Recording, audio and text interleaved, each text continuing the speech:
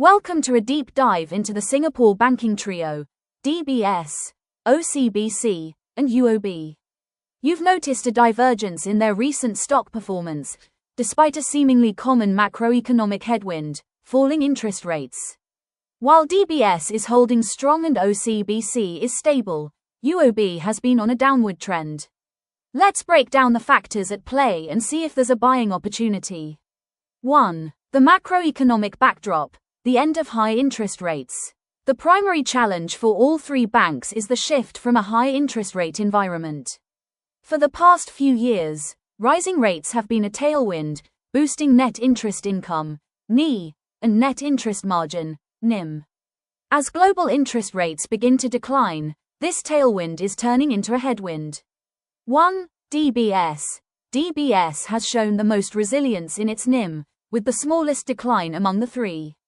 This suggests superior balance sheet management. 2. OCBC. OCBC's NIM has seen a more significant compression. They are trying to offset this with strong growth in non-interest income. 3. UOB. UOB's NIM has also contracted, but it's part of a broader set of challenges for the bank.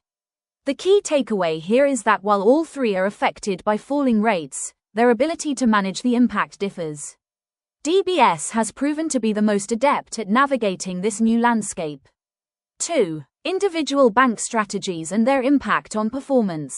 This is where the divergence in stock prices becomes clear. The bank's individual business mixes and strategic focuses are either buffering them from or exposing them to macroeconomic pressures. 1. DBS, the wealth management powerhouse. It's a key source of non-interest income, and as a result, DBS's overall income has remained strong even as NIMs have softened. DBS's strategy is to leverage its digital leadership and regional presence, particularly from its acquisition of Citi Taiwan's consumer business, to expand its wealth management fees. Conclusion: DBS is a well-diversified, high-performing bank. Its strong wealth management business provides a buffer against the interest rate cycle, making it a more stable investment. 2. OCBC, the Diversified Financial Services Group. Its majority stake in Great Eastern Holdings provides a consistent and substantial stream of income that is less sensitive to interest rate fluctuations.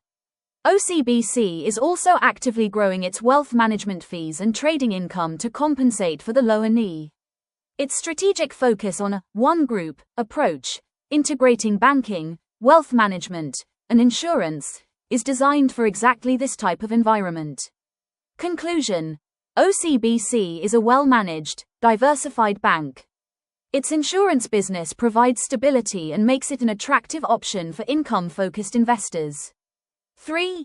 UOB, the SME-focused regional bank. UOB's challenges are more directly linked to the macroeconomic and geopolitical environment. As you pointed out, the bank is heavily exposed to the SME sector, which is highly vulnerable to global trade tensions, such as U.S. tariffs on small parcels. UOB has proactively set aside higher general provisions as a preemptive measure against potential macroeconomic uncertainties, which has directly hit its profits. This cautious approach, while prudent, is a drag on its short-term earnings and likely a major reason for its recent stock underperformance. Conclusion: UOB is currently facing headwinds due to its business mix and a more cautious outlook on the global economy. Its recent share price decline reflects investor concerns about the health of its SME loan portfolio and the potential for a global slowdown. 3. Investment analysis. Is it a buy? And at what price? The answer depends on your investment thesis and risk tolerance. 1. DBS. A market leader with a strong, diversified business model and a resilient performance in a declining interest rate environment. Its high return on equity, ROE, and digital leadership justify its premium valuation. A buy for investors seeking a high-quality, stable growth stock. A good entry point would be on any short-term dips. 2. OCBC. A strong, well-diversified bank with a stable income stream from its insurance and wealth management businesses. A hold for existing investors, but an accumulate or buy for new investors looking for a solid dividend play with good long-term potential. 3. UOB. Its conservative provisions suggest it is preparing for the worst, which could be a sign of long-term stability. The recent price drop may have created a value opportunity. This is a bet on the global economy stabilizing and UOB's prudent management paying off. Conclusion: the divergence in stock prices for DBS, OCBC, and UOB is not just about interest rates.